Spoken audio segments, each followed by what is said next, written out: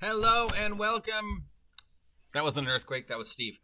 Hello and welcome to part two of our in-depth look at the brand new, fixed, completely different, totally not borrowed from other game Feats from round 2 of the Unearthed Arcana One D&D Playtest, brought to us by the generous and creepy Jeremy Crawford, a man who said repeatedly that D&D didn't exist before 2014. Yeah. So we were interrupted during the previous broadcast by the arrival of Vons.com, which was sort of unprofessional of me to continue broadcasting after that, but so let's continue to take a look at the brand new Feats. If you remember, we left off with the expert level 20 feats, some of which we were like, hey, and others which we were like, and a few really we were like, wait, no. Now we go back to the first level feats. We have fighting styles. You can take these at first level as one of your first level feats. Now remember, you get a feat. Everybody gets a feat at first level now as part of their backgrounds. I guess now they were saying you can replace the background feat with one of these, or you can take these in addition. I don't know. I mean, we're going to now take 2 feats at first level. The 1 feat that's forced on us, and then we get a second feat. That's a totally original idea. Yeah, never heard of that before. Wow. Okay, so first round playtest. I take a background. That background came with an automatic feat. But everybody got a background, so everybody got a feat. And we know everybody's going to take Urchin because it gives you Lucky for free. But now we have these new first level feats. So does that mean I have the option going forward to take a first level feat or the feat that's forced on me? Or is this saying in addition to, I can now choose a second feat at first level? Or is it saying, well, you know, at 4th level, you could take one of these 4th level only feats if you meet the requisite? I don't know, you know what I mean. But if you don't meet the required, here's these first level feats you can take instead. I assume there'll be an explanation later on. Fighting style archery, +2 attacks when you make range attacks. Fighting style defense, if you are wearing armor, you gain +1 to armor class. Fighting style dueling, if you're wielding a melee weapon in one hand and no other weapons, you gain +2 bonus to damage rolls with that melee weapon. Fighting style great weapon fighting. If you roll a 1 or 2 on the damage dice of an attack you make with a melee weapon that you are wielding with 2 hands, you can re-roll the dice, and you must do the new roll. The weapon must have the two-handed or versatile property to gain benefit. Fighting style protection. These are all for warriors, by the way. Immediately after a creature you see makes an attack roll and hits a target other than you, if you are within 5 feet, you can use your reaction to interpose your shield and impose a -2 penalty on the attack roll, potentially turning it into a miss. You must be wielding a shield to use this intervention.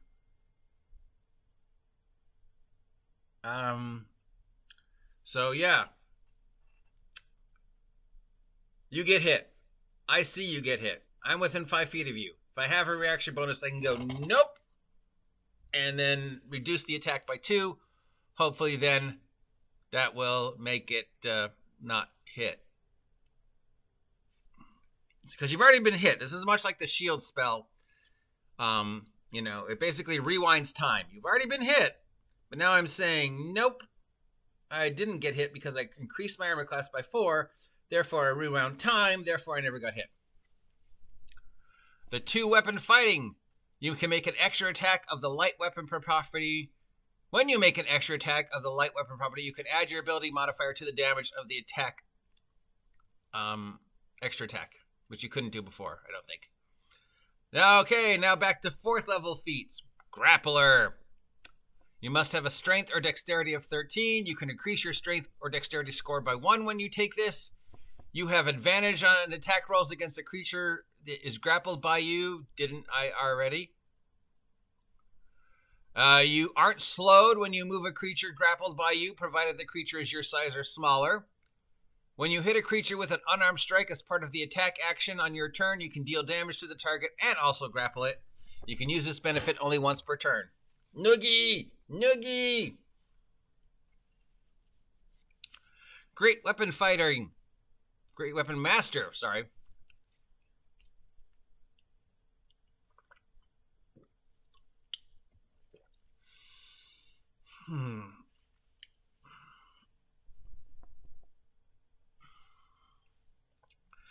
Fourth level feat, you must know how to use a martial weapon.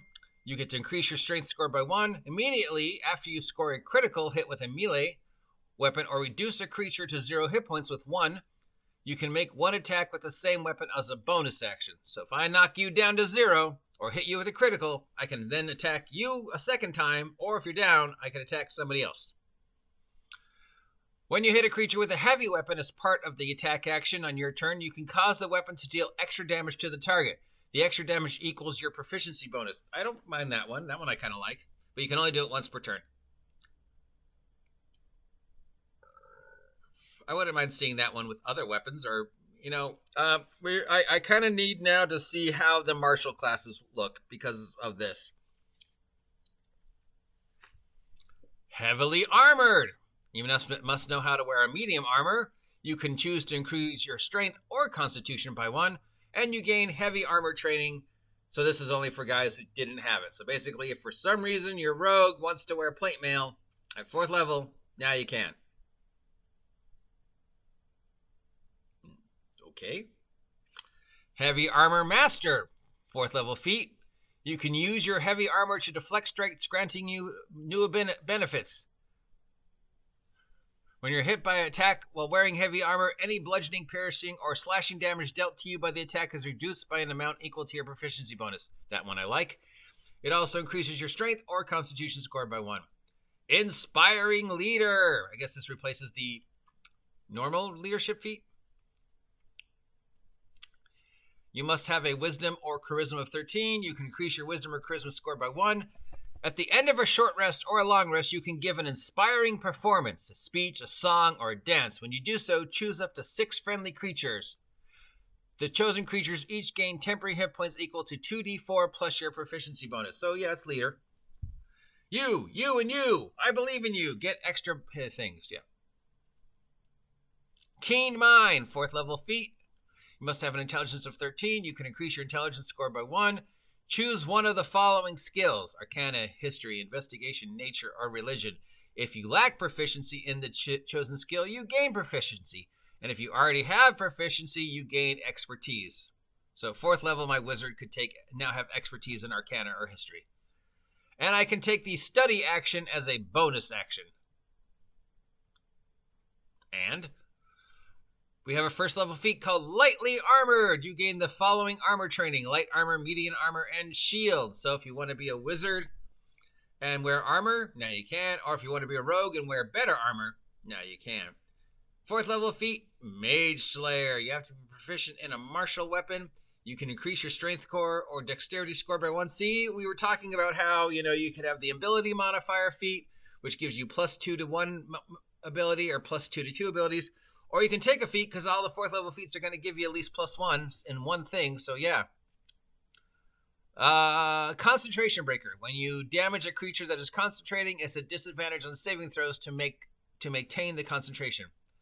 Guarded Mind. If you fail an intelligence, wisdom, or charisma saving throw, you can cause yourself to succeed instead. Once you use this benefit, you cannot use it again until you finish a long rest. Okay. I'm not sure what that has to do with Mage Slayer, other than I guess I keep coming after the mage. Oh, mind control. Oh, I failed my save. No! I succeed my save, and I'm going to kill you, mage. I guess. Medium Armor Master. In order to take this, you must be 4th level and have the medium armor training. Your ability, you can increase your strength or dexterity by 1. While you are wearing medium armor, you could add 3 rather than 2 to your AC. If you have a dexterity score of 16 or higher, because there's an AC restriction on medium armor. So, yeah, I guess sort of that makes sense. I don't mind that one. Mounted Combat. You'd have to be proficient in any martial weapon. You can choose to increase your strength, dexterity, or wisdom by 1. You have advantage on wisdom checks made to handle or train horses and other beasts employed as mounts. You gain Mounted Strike. While mounted, you have advantage on attack rolls against any creature that is within 5 feet of your mount and at least one size smaller than it. And you have Leap Aside.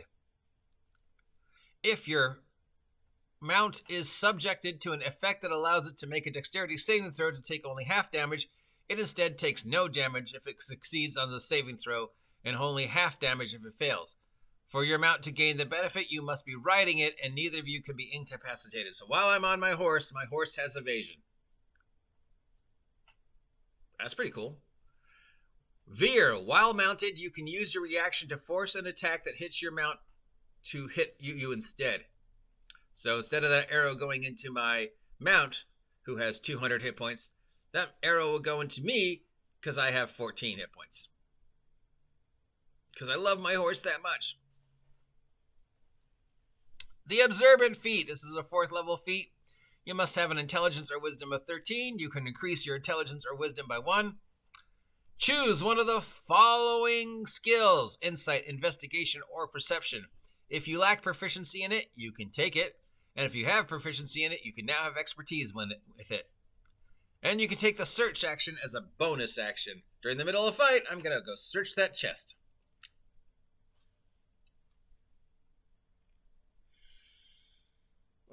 Weather's changing. I can feel it in my head. Polearm Master. Sorry. I'm a mess, guys. I don't know why you watch me. 4th level feat. You have to be proficient with the polearm. You can choose to increase your strength score by 1. Pole Strike. Immediately after you take an attack action and attack with a weapon that has the heavy or reach property, you can use a bonus action to make a melee attack with the opposite end of the weapon. The weapon's damage die for the attack is a d4, and it deals bludgeoning damage. I like that. Wham! Boom! Yeah, I'm fine with that. Reactive Strike. While you're holding a weapon that has the heavy or reach properties, you can use your reaction to make 1 melee attack against a creature that enters your reach if you enters the reach you have with the weapon. So if I'm fighting one guy and another guy sneaks in on me, I can go bam and then whoop. Nope. Okay. Yeah. I mean, I like this one. It definitely makes polearms feel more threatening. Resilient. This used to be one of my favorites. Choose one ability in which you lack a saving throw proficiency. Increase the chosen ability score by 1, and then you gain saving throw proficiency with the chosen ability. That hasn't changed. It's one of my favorite feats. Rituals Caster. Intelligence, Wisdom, or Charisma of 13. You can increase your Intelligence, Wisdom, or Charisma by 1. Not all 3, because we know people are going to make that mistake. Choose 2 first-level spells that have the ritual tag from Arcane, Divine, or Primal spell lists. You always have those 2 spells prepared, and you can cast them with any spell slots you have. The spell's spellcasting ability is the ability increased by this feat. Okay. Quick Ritual. With this benefit, you can cast a ritual spell that you have prepared using its regular casting time rather than the extended time for a ritual. Doing so doesn't require a spell slot. Once you cast the spell in this way, you can't use the benefit again until you finish a long rest. So normally Detect Magic Ritual 10 minutes, I can cast it as a normal spell, and it doesn't cast a spell slot. But then the next time I do it, it has to be a ritual.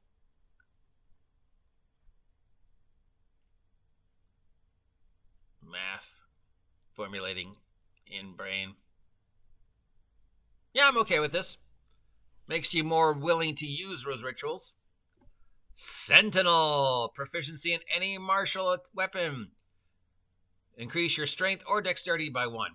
Immediately after a creature within 5 feet of you takes the disengage action or hits a target other than you with an attack, you can make an opportunity attack against the creature. Halt. When you hit a creature with an opportunity attack, the creature's speed becomes 0 for the rest of the turn.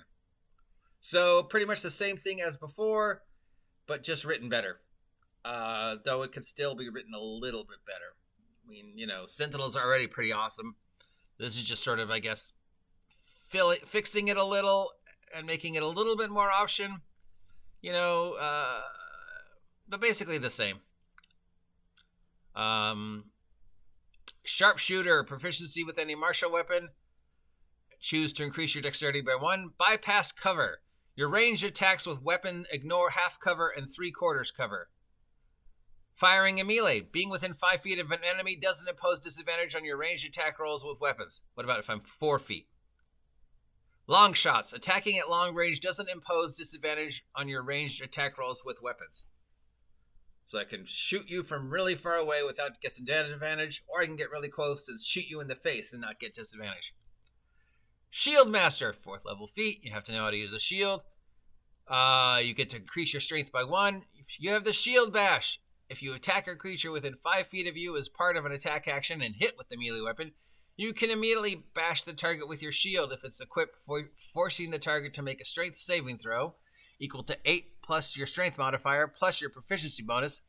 On a failed save, you knock the target prone or push it back 5 feet. You can only do this once per turn. That's still pretty awesome. Interposed Shield. If you are subjected to an effect that allows you to make a dexterity saving throw to take only half damage, you can use your reaction to take no damage if you succeed on the saving throw and are wielding a shield, interposing your shield between yourself and the source of the effect. Saving throw versus fireball. I can use my reaction to take no damage instead of half if I make my save. And then, yeah. Okay. Skulker. This is a 4th level feat. Dexterity of 13 plus. You can increase your dexterity by 1. You have blind sight with it for 10 feet. You have the ability to take advantage on dexterity stealth checks if you make hiding part of your combat action. Sniper. You can make an attack roll while hidden, and if the roll misses, making the attack roll doesn't end the hidden condition on you. If you make an attack roll while hidden and the roll misses, making the attack roll doesn't end the hidden condition on you. So if I'm hiding behind a rock and I shoot somebody all, sniper style, but miss, they still can't see me. Where did the arrow come from? And I get advantage on stealth when I'm hiding, if there's a battle going on. Okay, I'm fine with that. Speedster. You must have a dexterity or constitution of 13. You can increase your dexterity or constitution by 1. Your speed increases by 10 feet while you aren't wearing heavy armor. When you take the dash action on your turn, difficult terrain doesn't count your extra movement for the rest of the turn. Doesn't cost your extra movement for the rest of the turn. God, I wish I knew how to read. So at 4th level, I get plus 10 feet as long as I'm not wearing heavy armor. And if I'm moving through difficult terrain while I'm dashing, it doesn't restrict my movement. That's pretty good.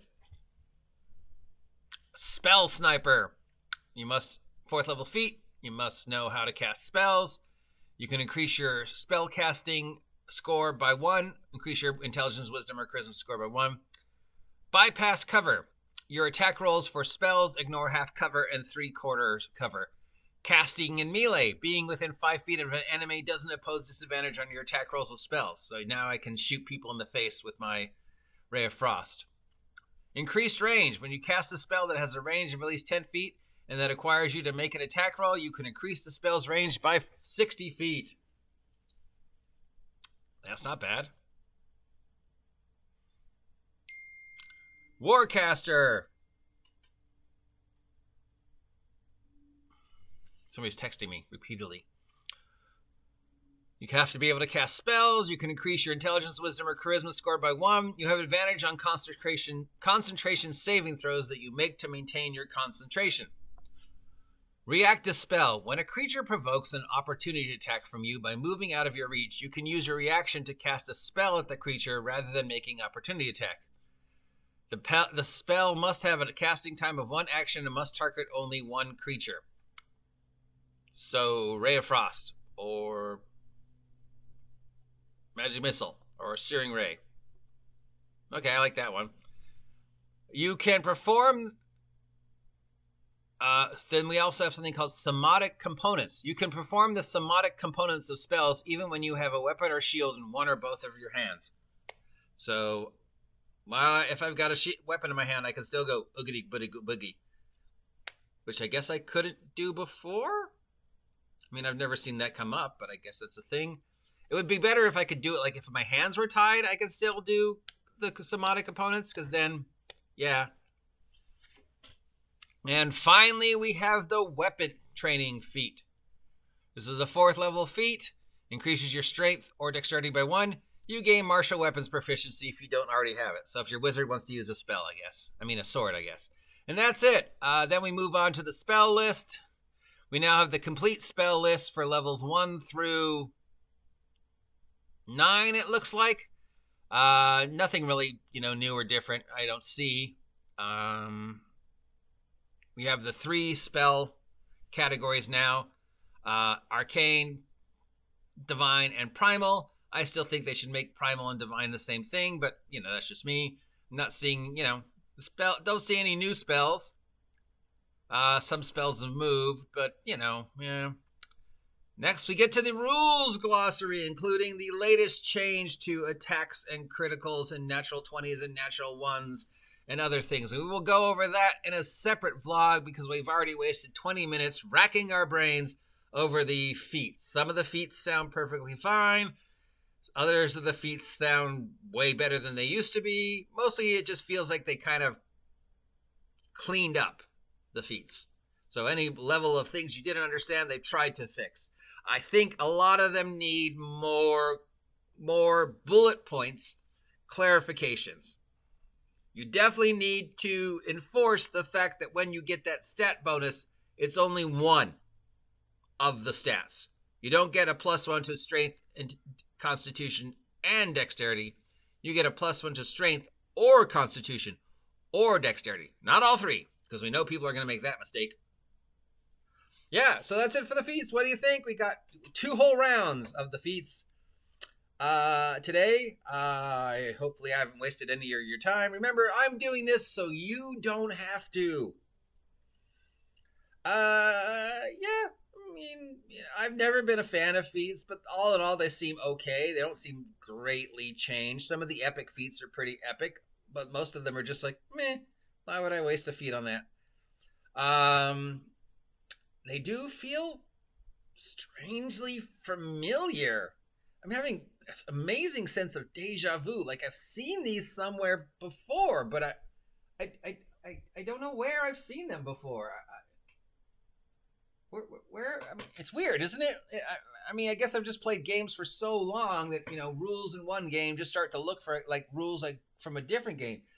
But of course that's not true because we know Jeremy Crawford's ideas are always original. I mean, this is the man that said D&D starts in 2014 and nothing before that exists. He said it several times in that creepy interview.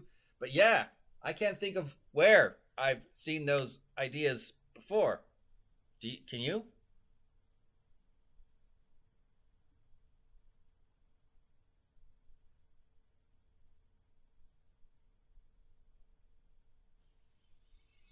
Till next time, I'm the OGGM. If you appreciate this nonsense, let me know. If there's anything you think I should change, let me know. If you haven't subscribed yet, please subscribe. Help me hit 1,000 subs. And shameless plug, buy my merch. I've now got some fashion, some t-shirts over at atT-Spring. Link down below. I've got a product up at BIG GEEK Emporium. Link down below. And of course, the link to D&D Beyond, in case you want to look at these on your own, is down below. We will look at the new rule changes, nonsense tomorrow. Because that's enough One D&D for me for one day. One more day. Till next time, I'm the OGGM. Keep your feet on the ground. I will talk to you later. That was exhausting.